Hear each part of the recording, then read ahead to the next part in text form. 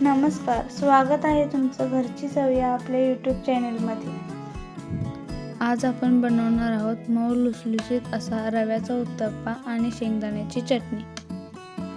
उत्तप्पा बनवण्यासाठी एका बाउलमध्ये 2 वाटी बारीक रवा चाळून घ्यायचा आहे।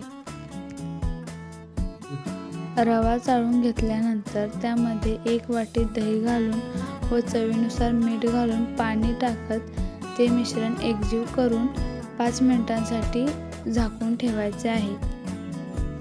तोपर्यंत मी येथे 1 कांदा, टोमॅटो, हिरवी मिरची आणि कोथिंबीर बारीक चिरून घेतली आहे। आता ते मिश्रण एका मिक्सरच्या जारमध्ये काढून आपण त्याला मिक्सरमध्ये बारीक वाटून घेऊ।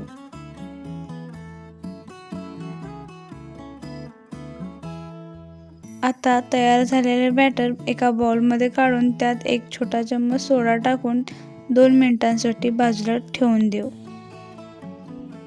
तोवर आपण शेंगदाण्याची चटणी तयार करू। चटणी तयार करण्यासाठी मी येथे तव्यावरती शेंगदाणे, लसूण, आलं, हिरवी मिरची हे सर्व भाजून घेतले आहे।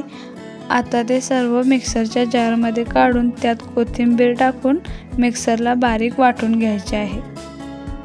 आता आपण चटणीला तडका देऊ।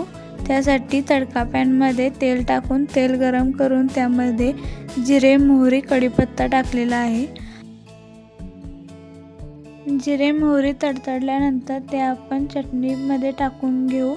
आपली शेंगदाण्याची चटणी तयार आहे। आता आपण उत्तप्पा बनवायला घेऊ। आता बॅटरमध्ये कांदा, टोमॅटो, हिरवी मिरची, कोथिंबीर हे सर्व टाकून ते मिक्स करून घेऊ।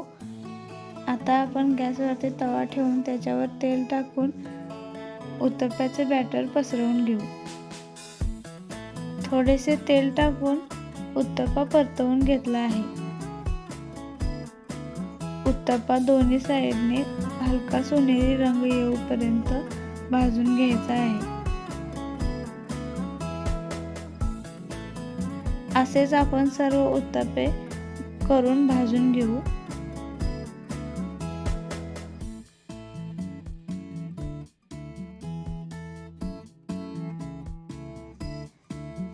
आपला रव्याचा उत्तप्पा आणि शेंगदाण्याची चटणी तयार आहे। रेसिपी आवडल्यास व्हिडिओला लाईक करा, कमेंट करा, शेअर करा आणि अशाच नवनवीन रेसिपींसाठी चॅनलला सबस्क्राईब करायला विसरू नका। धन्यवाद।